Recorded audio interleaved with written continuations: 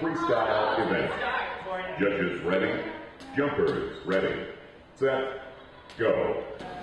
I had no idea there was something called competitive jump roping. I'd seen videos of people doing it, you know, and out in the streets and stuff like that, like in New York City, but I hadn't realized it was a competition and there was actually champions.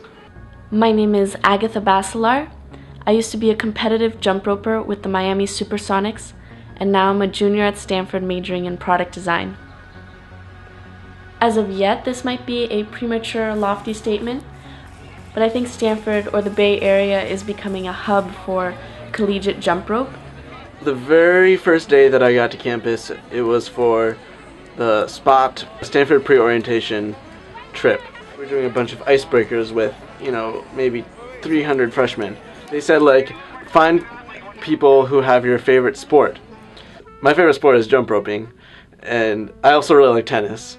So I went to tennis because I thought nobody would be at the jumping rope one. And then Agatha shouted out, jumping rope, just like by herself.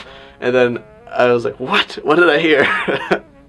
Both of us had no idea that there would be another jump roper, especially on that first day.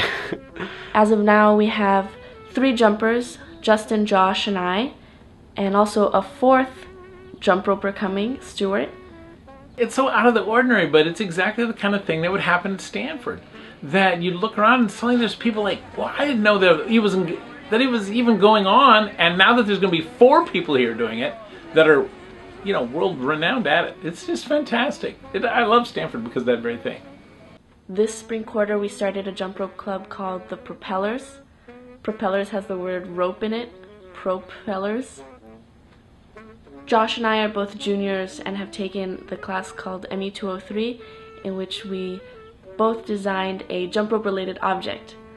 I, for example, made a double Dutch jump rope turner. Normally, when you do double Dutch, you need at least 2 human turners. My device is a mechanical substitution, so you can wrap it around any pole or tree and turn on your own. It was even featured on National Geographic.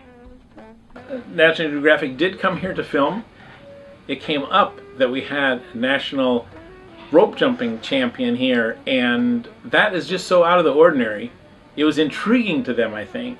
You had to be able to film that and ultimately put it up live. It was fantastic, particularly in that they were going to build something in our lab having to do with their sport. I'm in a class that's called ME 203 Design and Manufacturing, and you learn how to use the Product Realization Lab. And the project I chose to make was this light up jump rope. I've recently been performing for people around campus, but it's always been dark outside, so it's difficult to see the rope.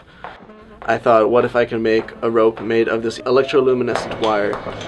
The handles are made of aluminum, and in one handle there's like this inside cylinder that holds the battery pack, and this battery pack spins inside with the help of a bearing, so the wire isn't getting twisted.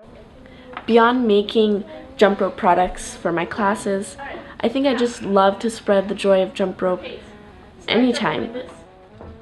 In my business school class, I even did a mini demonstration for the graduate students, and that was super fun.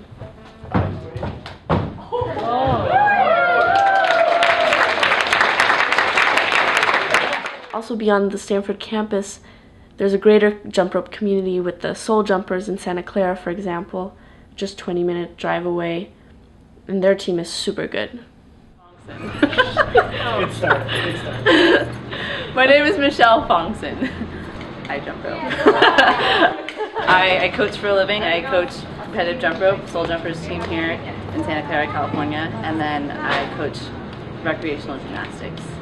I'm 27 years old. I started jumping when I was 6 years old. I actually started here at the Youth Activity Center with Jumping for Joy, and I've been jumping here ever since. We've been here for almost 30 years now. My name is Gary Schwarz. I'm from Santa Clara, California. I'm 24 years old. I started jumping when I was 5 years old. My PE teacher at my elementary school was actually the coach here at the Youth Activity Center and the coach of Jumping for Joy. So that's how I got introduced to the sport. I've competed regionally and nationally, and I just got back from a trip in Vietnam where I introduced the sport to a bunch of school kids. When you introduce the sport to a new place, of course they're just wide-eyed and just jaws dropped at what you're capable of doing because they've only seen the stuff on the school playgrounds. which is just like single rope or one long rope. So when you can actually do all these tricks and link them together to create a really cool routine, they're just wowed and amazed, and they're all gung-ho about whatever you teach them. It could be the simplest trick, and they just have this huge smile on their face because they've accomplished something. Or some kids excel at it, and they're really, really happy when you can start teaching them the same stuff you were doing in the show earlier in the day. My favorite event in jump rope would definitely be the double dutches. I like working with other people, I like challenging each other, and I love doing the freestyles because you can just come up with whatever the brain and your body is capable of doing. I like doing partner interaction stuff where one person flips another person, or people are exhibiting their strength or agility. So I love doing speed because I'm kind of fast at it, and that's just all my favorite events in the sport.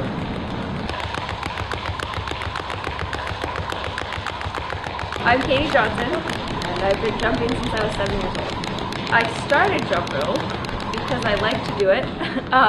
My team, Jumping for Joy, that I started with, came and did an assembly for jump rope for heart at my elementary school. My coach, Cindy Joy at the time, offered classes after school, and I just started taking them, and I never stopped. I have competed regionally, nationally, Belgium, Australia, Canada, South Africa, and I just recently went to Vietnam to introduce the sport there. Right now, I'm an athletic trainer and I work at 2 different physical therapy clinics, and I'll be a graduate assistant at ASU in the fall working with their women's volleyball team. I think it's kind of where the most established teams are is where most of the jump rope tends to occur. So like Idaho, Boise is a really big place for jump rope. We have a pretty solid team here. North Carolina seems to have a lot of teams. Texas has a lot of teams. I guess I'm grateful for the super fun, athletic, and global world that jump rope has introduced me to. So my hope for this sport is to gain wider recognition. And since we have all these passionate jump ropers in the Bay Area, why not make this starting point from which to create this ripple effect of jump rope?